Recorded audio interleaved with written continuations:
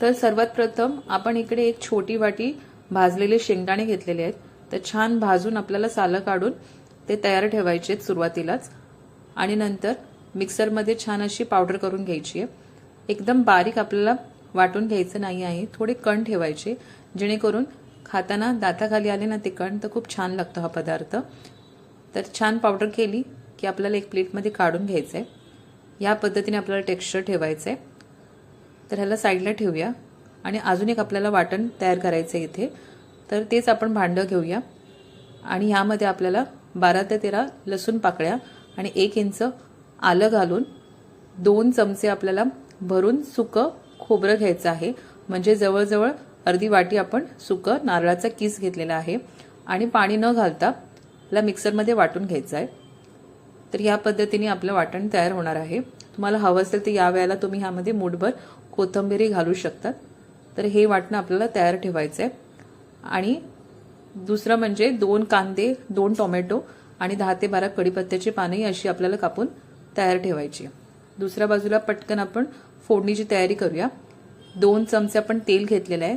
त्याच्यामध्ये 1 चमचा मोहरी छान तडतडली की त्यामध्ये 1 चमचा जिरे घालायचे. जिरे पण छान फुलले की 2 चिमूट आपल्याला हिंग घालायचे. यामध्ये हिंग घातल्यानंतर 7 ते 8 कढीपत्त्याची पानं घालायची आहेत. पण ह्या पद्धतीने मोडून घातली ना की फोडणीला छान चव येते.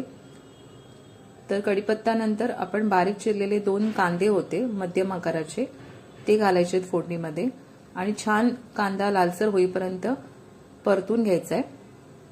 छान असा रंग आला कांद्याला की यामध्ये आपल्याला जे वाटण केलं होतं आलं, लसूण आणि सुकं खोबरं ते यावेळेला घालायचंय. त्याला आपण छान परतून घ्यायचंय. वाटण घातल्यानंतर जवळजवळ आपल्याला 2 मिनिटं छान परतून घ्यायचं तेलावरती.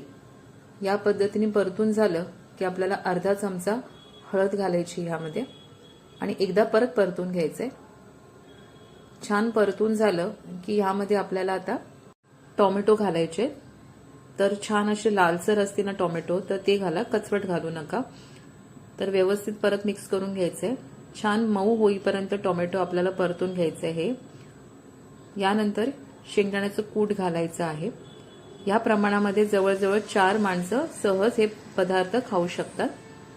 तर हे व्यवस्थित मिक्स करून घ्यायचंय. छान एकजीव झाली पाहिजे ही पावडर शेंगदाण्याची.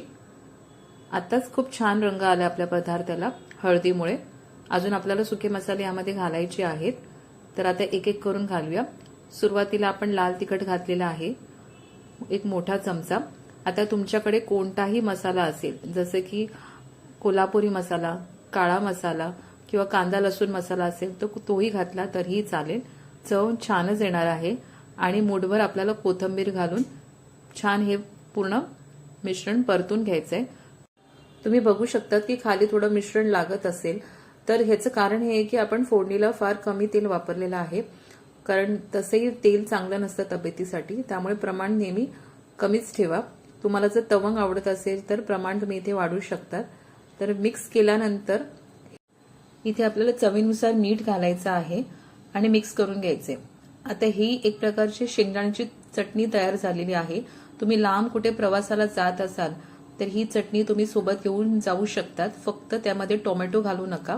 तर ही 2 दिवस सहज चटणी टिकते. यानंतर आपल्याला 1 तांब्याभर गरम पाणी घालायचं आहे. गरम पाणीच घालायचं. त्यांनी आपल्या पदार्थाला म्हणजेच आमटीला छान तवंग येतो. कमी तेल वापरलं तरी पण.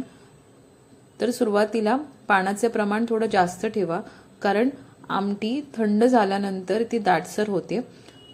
तर व्यवस्थित मिक्स करून झाल्यानंतर आपल्याला झाकण बंद करून 10 मिनिटं छान ही आमटी उकळून घ्यायची आहे. जेणेकरून जे धान्य आहे, जेणेकरून शेंगदाणे आणि बाकीचं सगळं जे जिन्नस आहे ते छान शिजून एकजीव होतं आणि त्याची चव त्या आमटीमध्ये उतरते. तर छान असा तवंग आलेला आहे. तर ह्या पद्धतीने तुम्ही दुपारच्या जेवणासाठी किंवा रात्रीच्या जेवणासाठी उत्तम हा पर्याय आहे. नेहमीच्या डाळ आमटीला कंटाळला असाल तर शेंगदाण्याची आमटी नक्की करून बघा. एक आमटी असते जी उपवासाला आपण बनवतो आणि जेव्हा उपवास नसतो त्यावेळेला ह्या पद्धतीची आमटी करून पहा. सगळ्यांना खूप आवडेल आणि आवडत असेल तर मला कमेंट बॉक्समध्ये नक्कीच सांगा तुमचा अनुभव काय होता. तर आपण भेटूया पुढच्या एपिसोडमध्ये. तोपर्यंत bye bye and take care.